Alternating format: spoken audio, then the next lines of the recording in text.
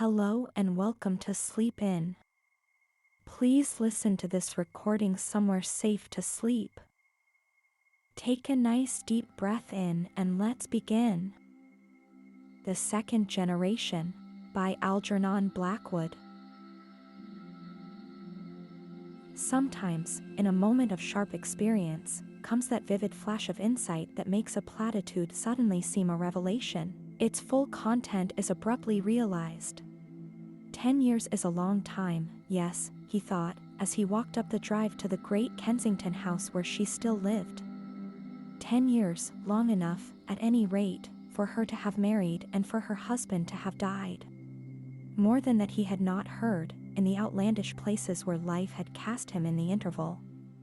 He wondered whether there had been any children. All manner of thoughts and questions, confused a little, passed across his mind.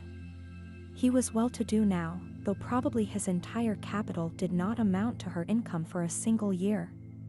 He glanced at the huge, forbidding mansion. Yet that pride was false which had made of poverty an insuperable obstacle. He saw it now. He had learned values in his long exile. But he was still ridiculously timid.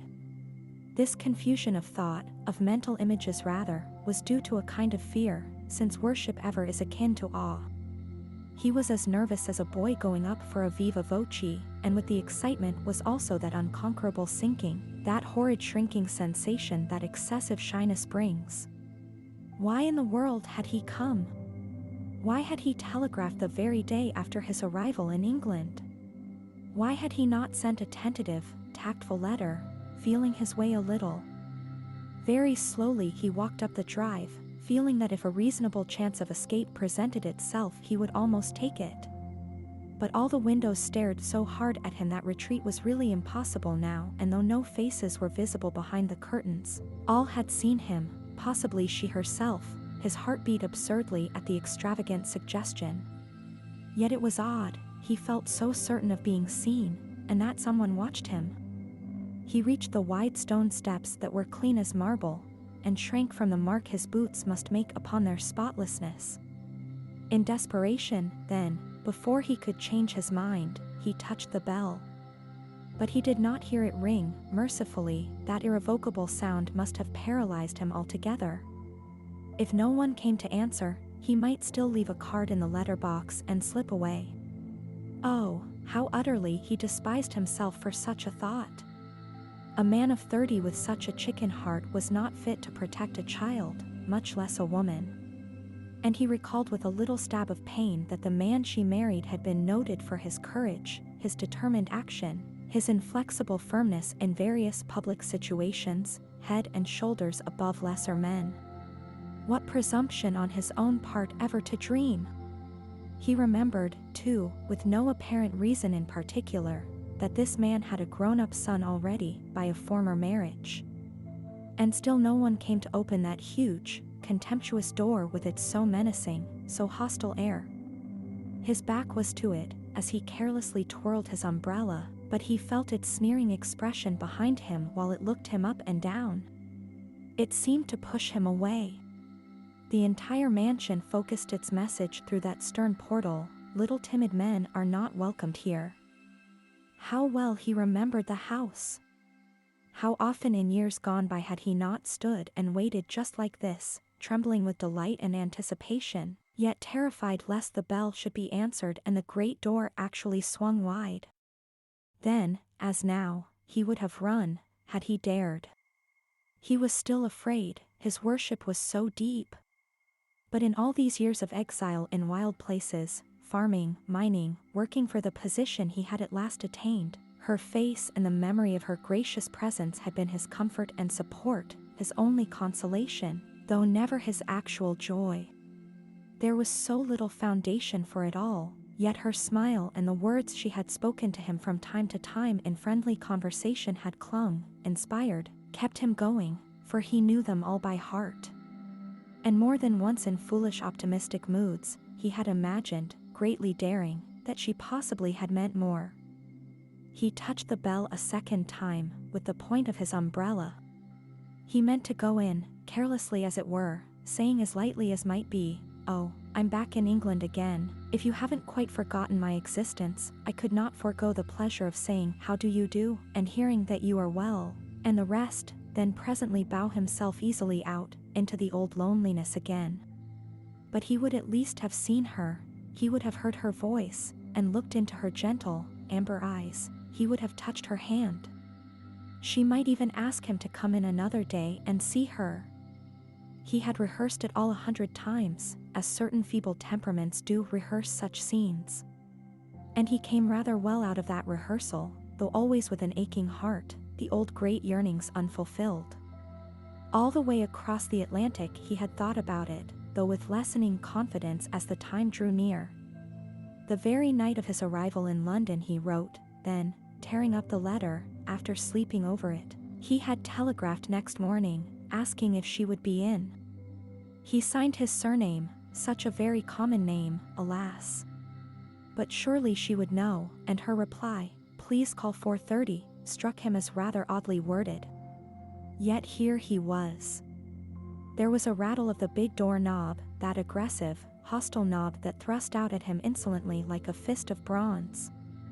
He started, angry with himself for doing so. But the door did not open.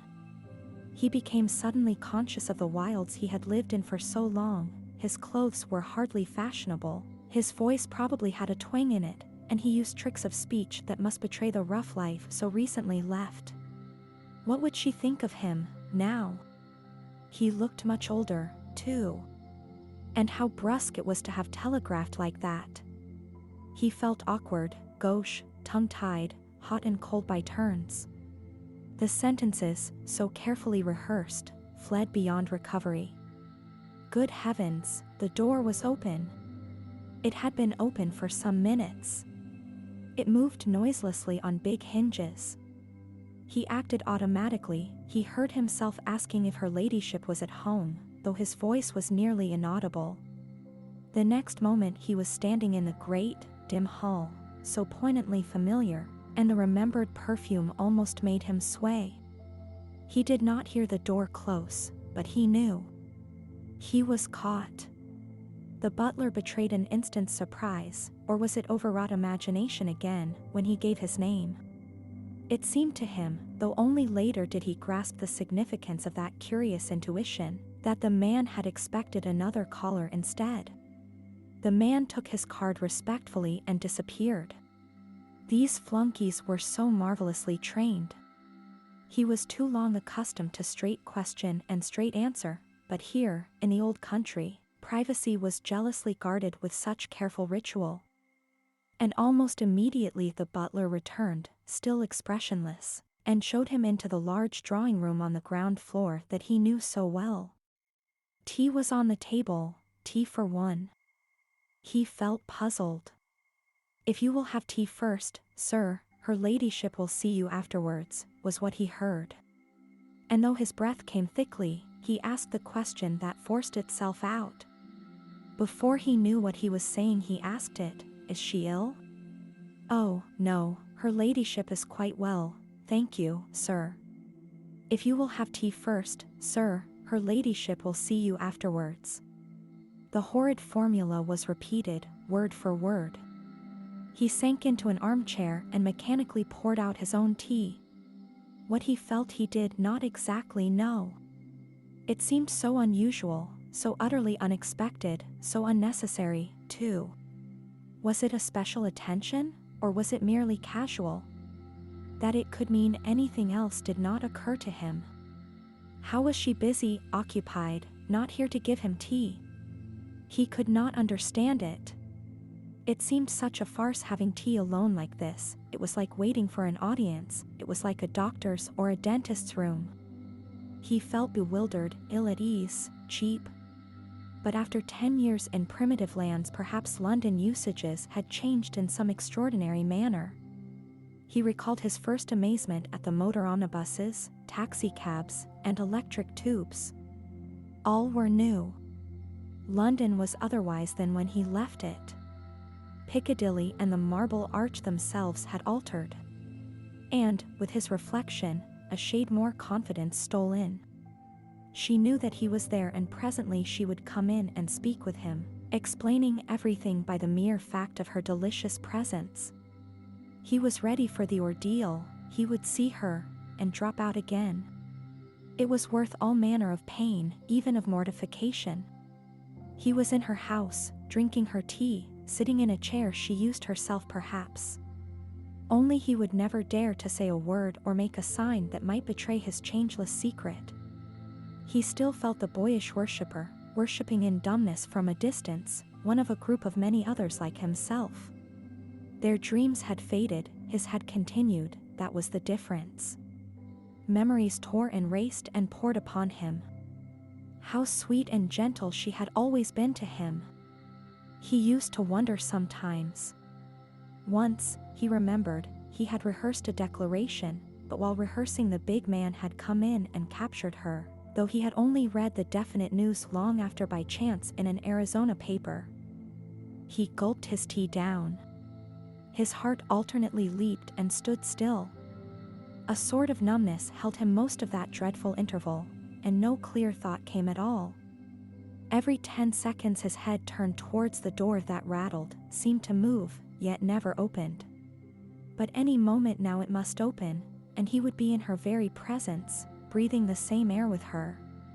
He would see her, charge himself with her beauty once more to the brim, and then go out again into the wilderness of life, without her, and not for a mere 10 years but for always. She was so utterly beyond his reach. He felt like a backwoods man. He was a backwoods man. For one thing only was he duly prepared, though he thought about it little enough. She would, of course, have changed. The photograph he owned, cut from an illustrated paper, was not true now. It might even be a little shock perhaps. He must remember that. 10 years cannot pass over a woman without. Before he knew it, the door was open, and she was advancing quietly towards him across the thick carpet that deadened sound. With both hands outstretched she came, and with the sweetest welcoming smile upon her parted lips he had seen in any human face. Her eyes were soft with joy. His whole heart leaped within him. For the instant he saw her it all flashed clear as sunlight, that she knew and understood. She had always known, had always understood. Speech came easily to him in a flood, had he needed it, but he did not need it. It was all so adorably easy, simple, natural, and true. He just took her hands, those welcoming, outstretched hands, in both of his own, and led her to the nearest sofa. He was not even surprised at himself. Inevitably, out of depths of truth, this meeting came about. And he uttered a little foolish commonplace, because he feared the huge revulsion that his sudden glory brought, and loved to taste it slowly. "So you live here still?" "Here, and here," she answered softly, touching his heart, and then her own. "I am attached to this house, too, because you used to come and see me here, and because it was here I waited so long for you, and still wait. I shall never leave it, unless you change. You see, we live together here." He said nothing. He leaned forward to take and hold her. The abrupt knowledge of it all somehow did not seem abrupt. It was as though he had known it always, and the complete disclosure did not seem disclosure either, rather as though she told him something he had inexplicably left unrealized, yet not forgotten. He felt absolutely master of himself, yet, in a curious sense, outside of himself at the same time. His arms were already open, when she gently held her hands up to prevent. He heard a faint sound outside the door. "But you are free," he cried, his great passion breaking out and flooding him, yet most oddly well controlled, "and I." As he interrupted him in the softest, quietest whisper he had ever heard. "You are not free, as I am free, not yet."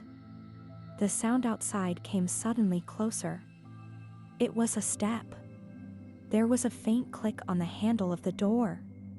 In a flash, then, came the dreadful shock that overwhelmed him, the abrupt realization of the truth that was somehow horrible, that time, all these years, had left no mark upon her and that she had not changed. Her face was as young as when he saw her last. With it there came cold and darkness into the great room. He shivered with cold, but an alien, unaccountable cold. Some great shadow dropped upon the entire earth, and though but a second could have passed before the handle actually turned, and the other person entered, it seemed to him like several minutes. He heard her saying this amazing thing that was question, answer, and forgiveness all in one. This, at least, he divined before the ghastly interruption came. But, George, if you had only spoken.